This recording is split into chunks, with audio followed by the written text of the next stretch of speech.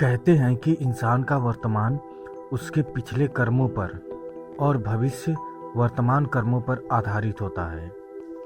लेकिन यह बात केवल इंसानों पर ही नहीं अपितु भगवानों पर भी लागू होती है। हमारे पुराणों में अनेक ऐसी कथाएं हैं जब भगवान द्वारा अतीत में किए गए अनुचित कार्यों के कारण उन्हें आने वाले समय में कष्ट उठाने पड़े। ऐसी ही एक कहानी भगवान शंकर से संबंधित है। जब उन्हें कश्यप ऋषि द्वारा दिए गए श्राप के कारण अपने ही पुत्र गणेश का मस्तक काटना पड़ा। देवी पार्वती ने एक बार शिव जी के गण नंदी के द्वारा उनकी आज्ञा पालन में त्रुटि के कारण अपने शरीर के उपटन से एक बालक का निर्माण कर उसमें प्राण डाल दिए और उसे कहा कि तुम मेरे पुत्र हो, तुम मेरी ही आज्ञा का पालन करना और किसी की नहीं। देवी पार्वती ने यह भी कहा कि मैं स्नान के लिए जा रही हूँ, कोई भी अंदर न आने पाए। थोड़ी देर बाद वहाँ भगवान शंकर आए और देवी पार्वती के भवन में जाने लगे। यह देखकर उस बालक ने विनय पूर्वक उन्हें रोकने का प्रयास किया।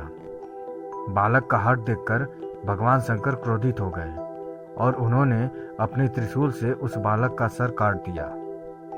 देवी पार्वती ने जब यह देखा तो वे बहुत क्रोधित हो गईं। उनके क्रोध की अग्नि से सृष्टि में हाहाकार मच गया। तब सभी देवताओं ने मिलकर उनकी स्तुति की और बालक को पुनर्जीवित करने के लिए कहा।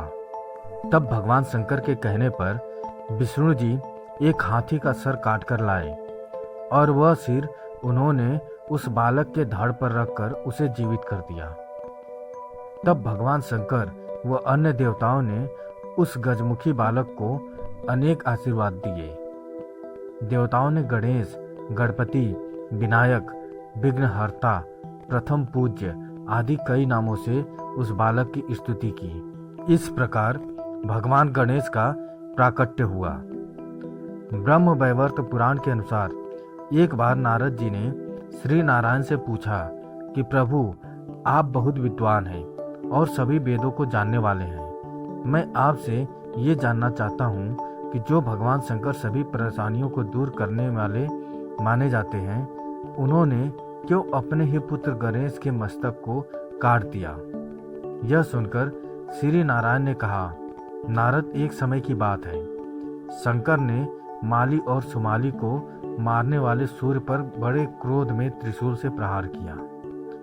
सूर्य भी शिव के समान तेजस्वी और शक्तिशाली था, इसलिए त्रिशूल की चोट से सूर्य की चेतना नष्ट हो गई। वह तुरंत रथ से नीचे गिर पड़ा। जब कश्यप जी ने देखा कि मेरा पुत्र मरने की अवस्था में है, तब उसे छाती से लगाकर फूट फूट कर विलाप करने लगे। उस समय सारे देवताओं में हाहाकार मच गया। वे सभी भयभीत होकर जोर जोर से रुदन करने लगे। अंधकार छा जाने से सारे जगत में अंधेरा हो गया। तब ब्रह्मा के पौत्र तपस्वी कश्यप जी ने शिव जी को श्राप दिया।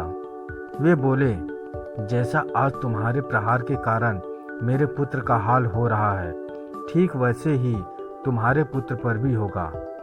तुम्हारे पुत्र का मस्तक कट जाएगा। यह सुनकर भोलेनाथ का क्रोध शांत हो गया।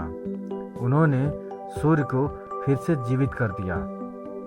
सूर्य कश्यप जी के सामने खड़े हो गए। जब उन्हें कश्यप जी के श्राप के बारे में पता चला तो उन्होंने सभी का त्याग करने का निर्णय लिया। यह सुनकर देवताओं की प्रेरणा से भगवान ब्रह्मा सूर्य के पास पहुँचे और उन्हें उनके काम पर नियुक्त किया। ब्रह्मा, शिव और कश्यप आनंद से सूर्य को आशीर्वाद देकर अपने अपने भवन चले गए। इधर सूर्य भी अपनी राशि पर आरूढ़ हुए। इसके बाद माली और सुमाली को सफेद कोढ़ हो गया, जिससे उनका प्रभाव नष्ट हो गया। तब स्वयं ब्रह्मा ने उन दोनों से कहा, सूर्य के कोप से तुम दोनों का तेज खत्म हो गया है, तुम्हारा शरीर खराब हो गया है, तुम सूर्य की आराधना करो। उन दोनों ने सूर्य की आराधना शुरू की और फिर से निरोगी हो गए। तो दोस्तों, भगवान शंकर जी के द्वारा गणेश जी के मस्तक कटने की यह कथा आपको कैसी लगी, हमें कमेंट करके ज़रूर बताएं। अगर अच्छी लगी तो शेयर करें, सब्सक्राइब करें और लाइक करें। धन्यवाद।